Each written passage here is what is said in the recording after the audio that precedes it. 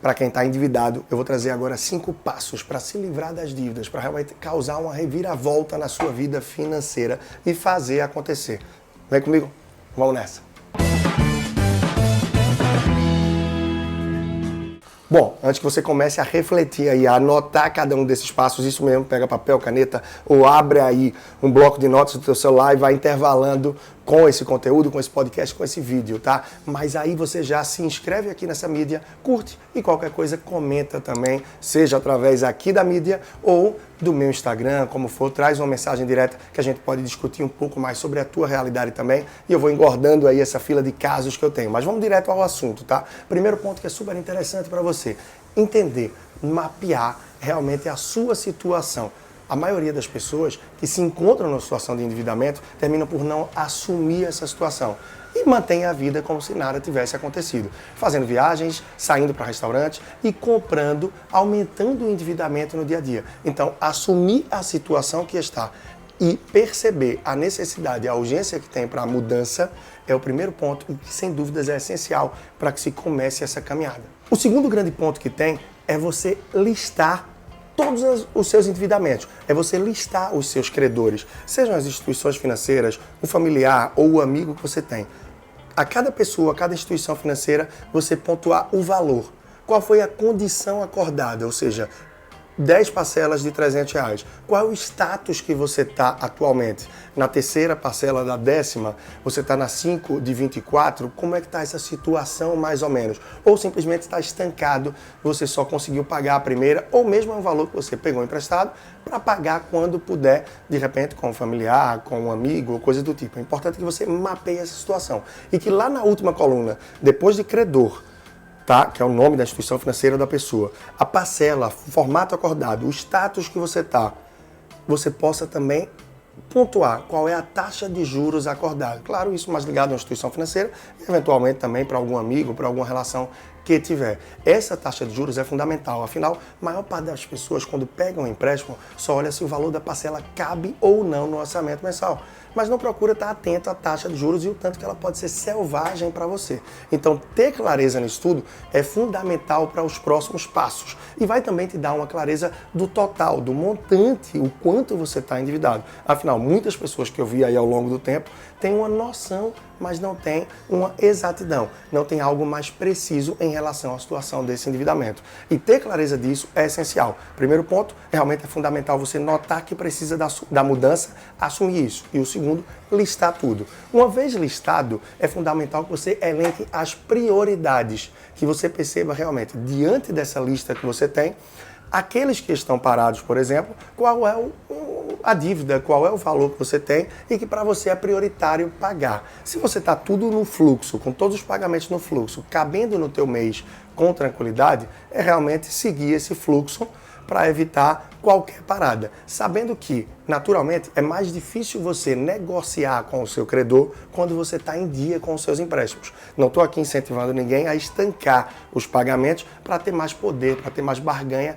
na negociação, mas é apenas ilustrando as situações. Quando você está em dia, tem menos poder de barganha. Se você está em atraso, você está oferecendo um risco maior para a instituição e ela vem com mais jogo de cintura também para negociar para você. Então é fundamental, sobretudo, que atento a essas taxas de juros, você consiga perceber aquilo que está sendo mais agressivo para você. Quanto maior a taxa, maior a possibilidade também que você consiga renegociar e baixar essa taxa de juros. Sobretudo para aquelas pessoas que fizeram empréstimos mais antigos, onde a taxa Selic, a taxa básica de juros do país era muito mais alta e que agora a gente se encontra num patamar diferente. Então a possibilidade de que você renegocie e consiga realmente trazer boas reduções em relação ao teu endividamento, aos teus empréstimos, é real. Vou trazer um exemplo super recente de uma pessoa que eu venho fazendo trabalho e que cerca de 11 mil de sua receita, 10 a 11 mil, estava indo para empréstimos, para endividamento.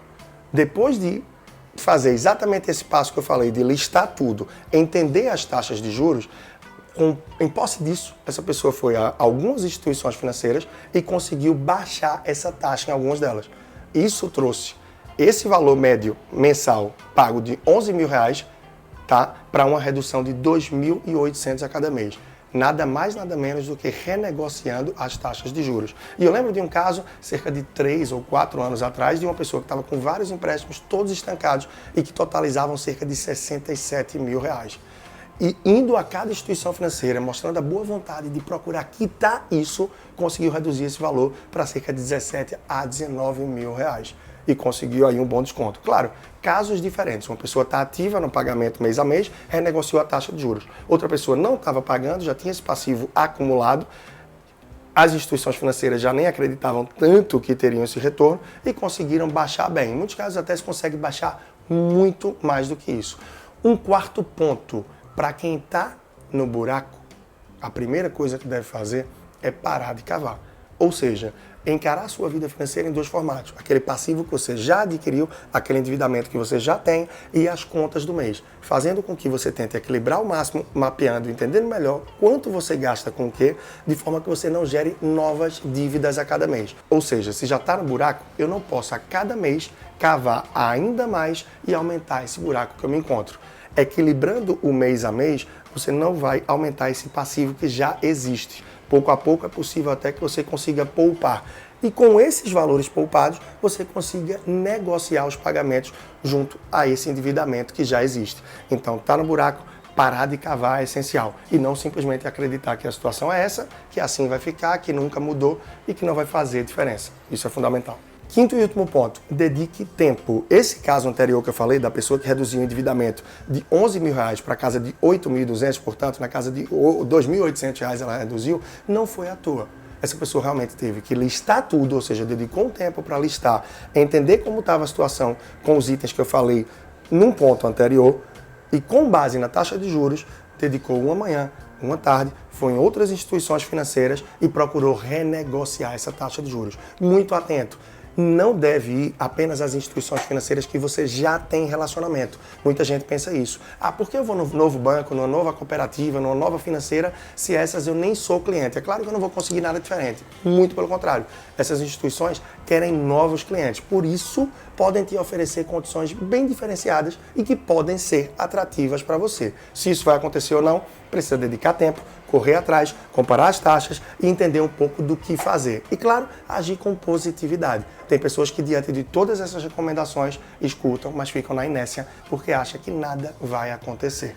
E a positividade é a base para que você possa agir e, diante disso, trazer uma reviravolta na sua vida financeira. Esses 5 passos não são à toa. Através disso, eu consegui transformar a vida de muita gente que saiu do endividamento ao equilíbrio ou até mesmo a fase de investimento em sua vida financeira. Vem comigo, chega junto, acompanha meu conteúdo semanal no YouTube e no PFcast, que é o podcast do Personal Financeiro, além, claro, do Instagram, através do @personalfinanceiro, e a gente vai estar junto. Conteúdo de rádio, jornal e todos os locais que eu tenho coluna, a gente está sempre disponibilizando também nas mídias sociais. Vamos para frente. E até a próxima.